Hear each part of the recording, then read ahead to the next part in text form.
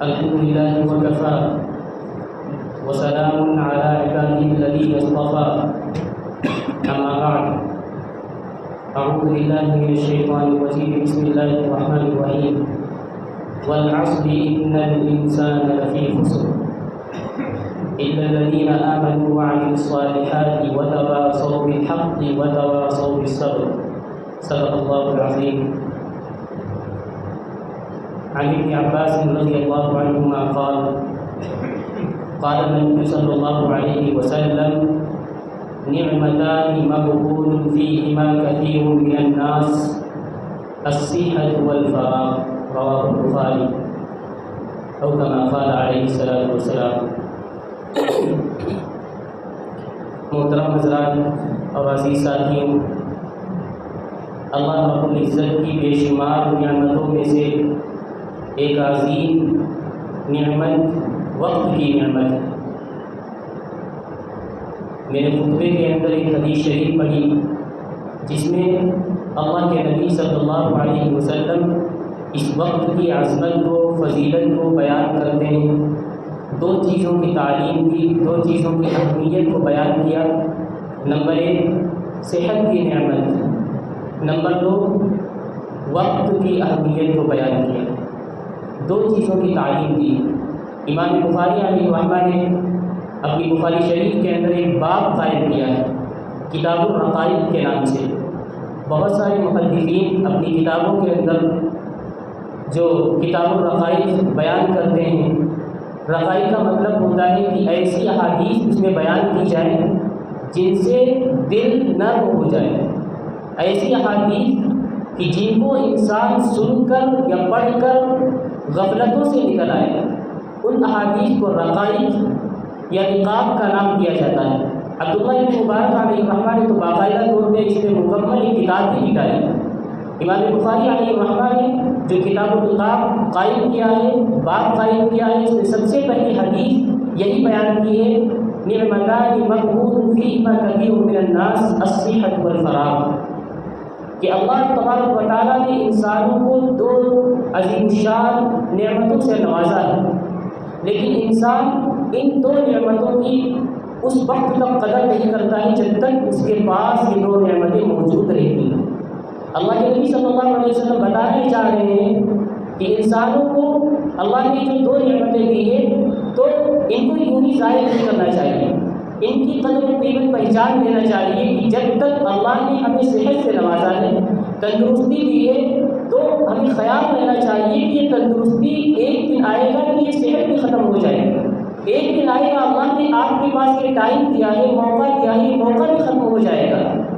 کسی نہ کسی دن ملک الموت کا سامنا بھی کرنا پڑے گا اور ہم اس دنیا سے چلے جائیں گے۔ تو ہر وقت انسان کے دل میں اس بات کا استحضار رہنا چاہیے، یہ بات ضرور رہنا چاہیے کہ اللہ نے آج اگر ہم کو صحت دی ہے، نوجوانی سے نوجوان بنایا ہے، صحت سے نوازا ہے، تو کبھی یہ نوجوانی ڈھل سکتی ہے، بڑھاپا بھی آئے گا، بیماری بھی آئے گی۔ اللہ ایسی بیماریوں کو بھی دے دیتا ہے کہ جو لاعلاج بیماریاں ہوتی ہیں، ڈاکٹروں کے پاس بھی ان کا کوئی علاج نہیں دیتا ہے۔ اس لیے عزیزوں، اللہ نے ہمیں اور آپ کو ان دو نعمتوں سے سرفراز فرمایا ہے۔ ان نعمتوں کی قدردانی ہم ابھی سے کر لیں، یہ سوچ لیں کہ ہو سکتا ہے یہ جو ٹائم اللہ دے رہا ہے، یہ جو موقع دیا ہے، اس موقع کو ہم غنیمت جانیں کہ کہیں یہ موقع ختم نہ ہو جائے، ہم آخرت میں نہ چلے جائیں، یوں ہی ہمارا وقت ضائع نہ ہو جائے۔ اس لیے ایک ایک لمحے کی قدردانی ہمارے اور آپ کے دل کے اندر ہونی چاہیے۔ ہمارے سلف صالحین ایک ایک لمحہ، ایک ایک سیکنڈ کی وہ ان کے دل کے اندر اہمیت ہوتی تھی۔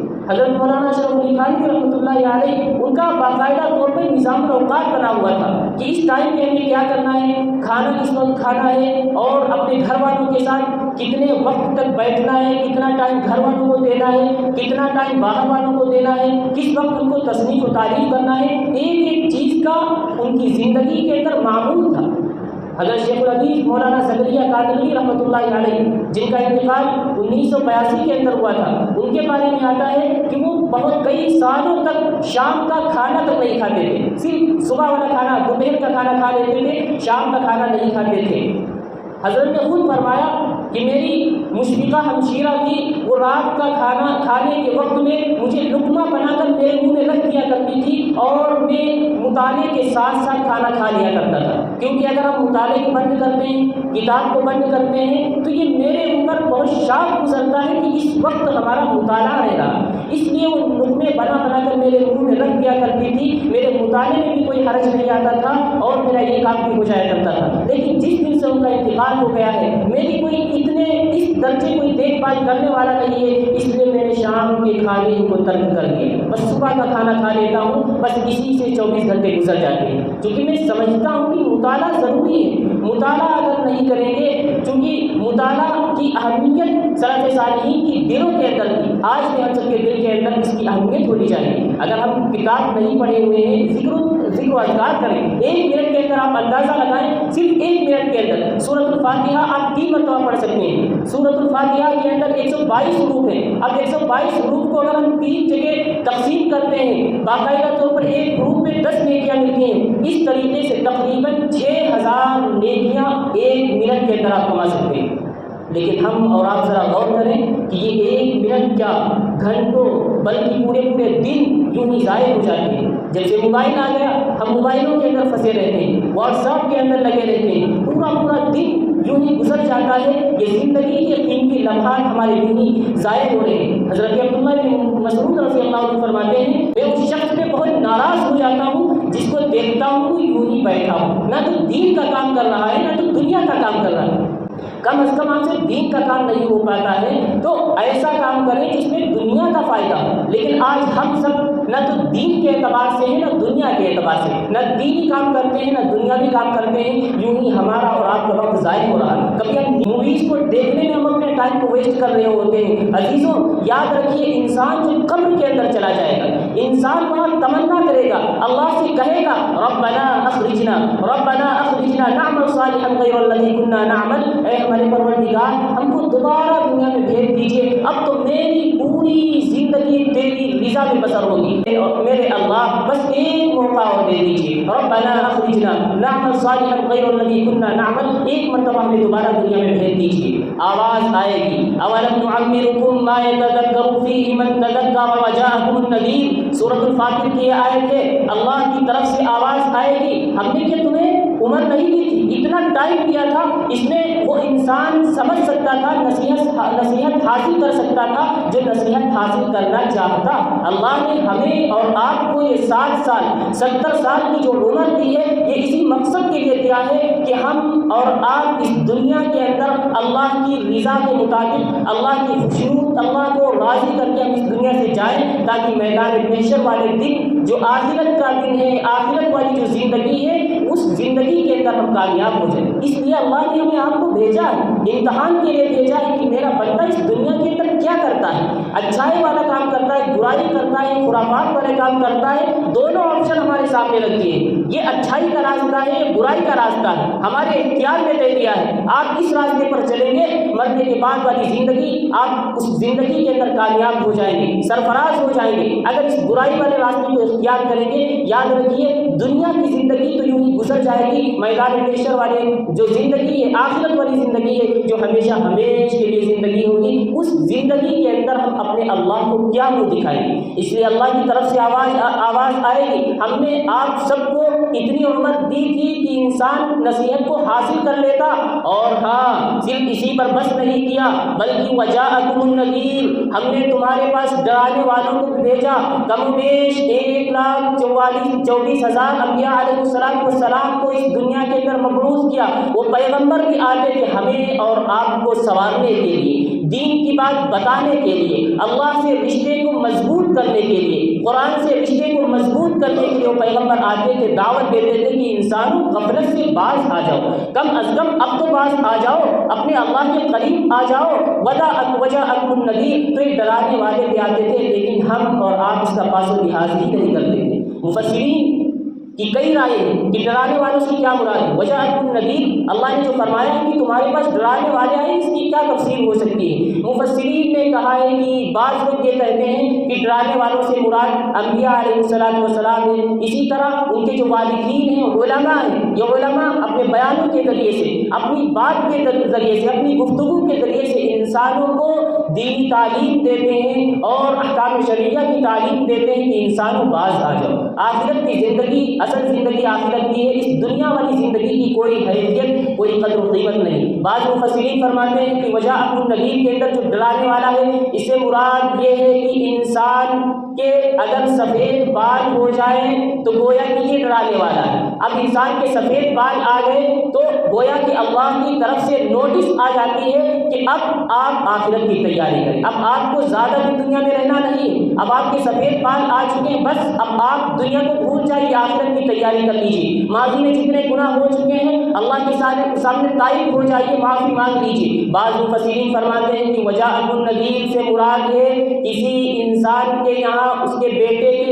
کی پیدائش ہو جائے، یعنی اس کے پوتے کی پیدائش ہو جائے تو یہ وجاءکم النذیر، یہ ڈرانے والا ہے۔ گویا کہ پوتے کی پیدائش ہو گئی تو پوتا یہ کہہ رہا ہے کہ دادا جی اب آپ کے جانے کا وقت آ چکا ہے، اب آپ آخرت کی تیاری کر لیجیے، اب میرے لیے یہ جگہ کو چھوڑ دیجیے، اب مجھے اس دنیا میں زندگی گزارنا ہے۔ اس لیے عزیزوں، اللہ ہمارے اور آپ کے پاس نوٹس کے اوپر نوٹس بھیجتا رہتا ہے کہ عزیزوں مسلمانوں کم از کم اب سنور جاؤ، اتنی زندگی 30 سال 40 سال ہماری غفلت میں گزر چکی ہے، تو کم از کم ہم اب تو اللہ کے سامنے روئیں، ہم اب تو اپنے اللہ کو منا لیں، ورنہ اگر یوں ہی ہم اللہ کے سامنے چلے جائیں گے، یاد رکھیے ہم اللہ کے سامنے کیا منہ دکھائیں گے جا کے۔ حضرت مفتی شفیع صاحب رحمۃ اللہ علیہ کے بارے میں حضرت مفتی تقی عثمانی دامت برکاتہ العالیہ لکھتے ہیں کہ وہ ایک واقعہ سنایا کرتے تھے کہ کسی شخص سے ملک الموت کا آمنا سامنا ہوا۔ اس نے کہا